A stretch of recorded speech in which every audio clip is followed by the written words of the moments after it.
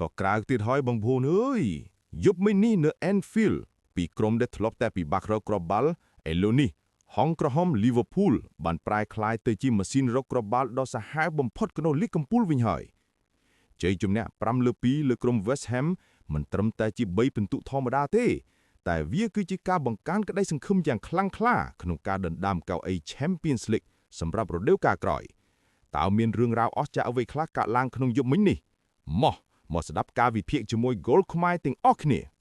តង់ទី1គឺជាសុបិនអាក្រក់សម្រាប់ West Ham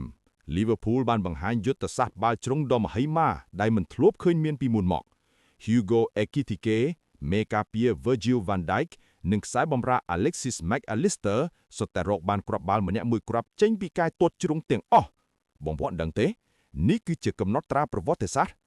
Liverpool បានក្លាយជាក្រុមទី2ប៉ុណ្ណោះក្នុងប្រវត្តិសាស្ត្របាល់ទាត់អង់គ្លេសដែលអាចស៊ុតបញ្ចូលទី3គ្រាប់ពីបាល់ជ្រុងក្នុងតង់ទី1បន្ទាប់ពី Manchester United ធ្លាប់ធ្វើបានកាលពីឆ្នាំ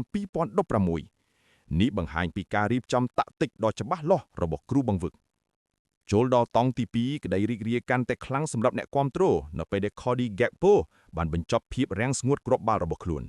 បន្ទាប់ពីខកខានរកគ្រាប់បាល់បាន8ប្រកួតជាប់គ្នាទីបន្ទប់កីឡាករសញ្ជាតិហូឡង់រូបនេះបានរកឃើញគ្រាប់បាល់លីកដំបូងរបស់ខ្លួនវិញហើយប៉ុន្តែ West Ham មិនមែនមកដើម្បីឲ្យយើងបំបាក់ងាយៗនោះទេភាពតានតឹងបានកើតឡើងនៅពេលដែល Thomas Soucek និង Tati Castellanos បានវិបកម្នាក់មួយគ្រាប់មកវិញធ្វើឲ្យស្ថានភាពនៅ Anfield រៀងមិនសូវស្រួលបន្តិចនិងមានសម្ពាធមកលើ Liverpool វិញនៅពេលដែលសម្ពាធកំពុងតែកើនឡើងវីរបុរសថ្មីបានលេចមុខមកជួយសម្រាលស្ថានភាពការសហការគ្នាយ៉ាងអស្ចារ្យរវាង Jeremy Frimpong និង Axel Disasi បានកើតឡើង Frimpong បានបញ្ជូនបាល់យ៉ាងច្បាស់ឲ្យ Disasi បញ្ចប់ទីយ៉ាងស្អាតជួយឲ្យ Liverpool នាំមុខដាច់និងធូរស្រាលពីភាពតានតឹងទាំងស្រុងជ័យជំនះ5-2នេះបានបញ្ជាក់យ៉ាងច្បាស់ថាហង្សក្រហមបានត្រឡប់មកវិញហើយកៅអី Champions League គឺស្ថិតក្នុងកណ្ដាប់ដៃរបស់ពួកគេ